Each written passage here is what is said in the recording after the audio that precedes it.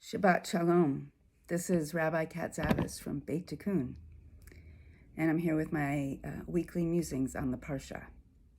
Last week, Jacob had to flee from his childhood home because he stole the birthright from his brother Esau. He went to Haran and met his uncle Laban. He asked to marry Rachel, Laban's younger daughter, and Laban agreed. But when it came time to marry Rachel, Laban deceived Jacob, and Jacob married Leah, Laban's older daughter.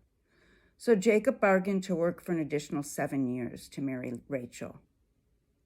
Jacob then fled Laban's home with his 2 wives, their slaves Bilhah and Zilpah, and all of his children from all 4 women.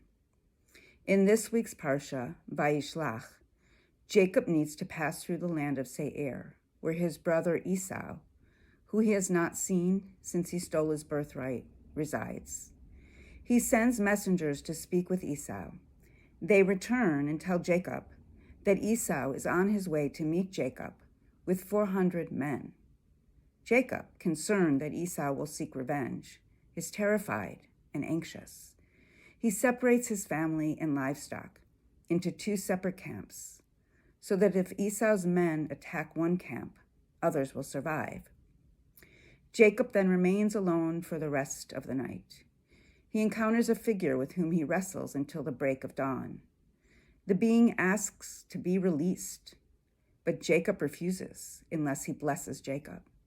The being then responds, "Your name shall no longer be Jacob, but Israel, for you have striven with beings divine and human and have prevailed."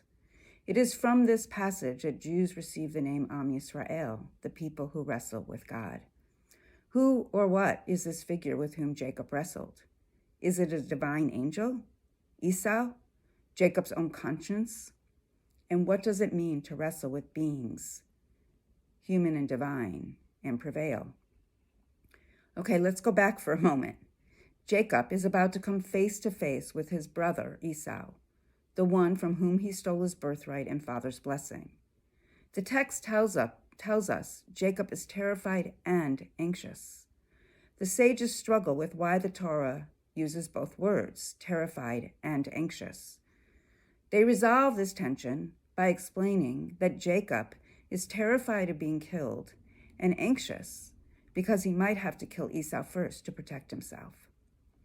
But might it be that what is actually going on is that Jacob is anxious because of his discomfort with having to face his own past? He essentially has to look in the mirror and see who he has been. Even when Laban deceives him into marrying Leah first, Jacob does not engage in any self-reflection about how Laban's deceit mirrors his own.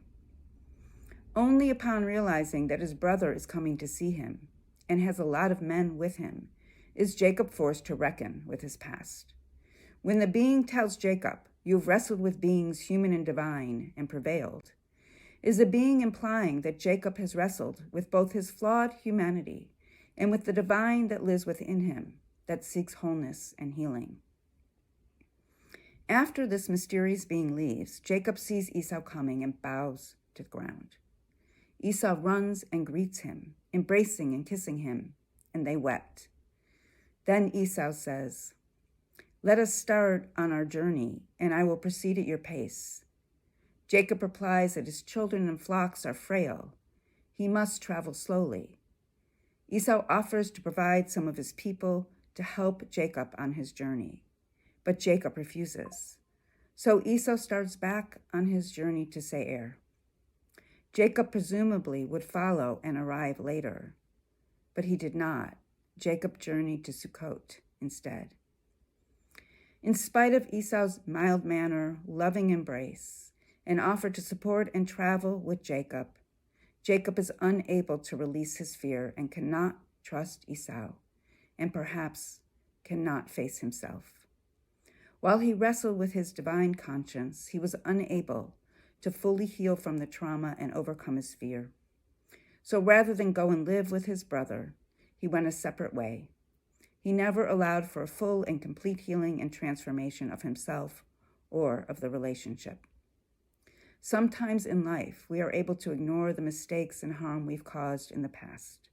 But more often than not, there comes a time when we have to wrestle with our past and what we've done. This is one of those times for the Jewish people.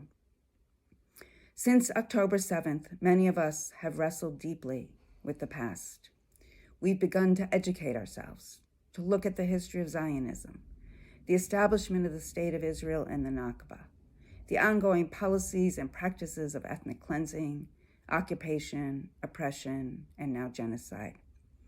This has been a challenging process for many, if not most of us.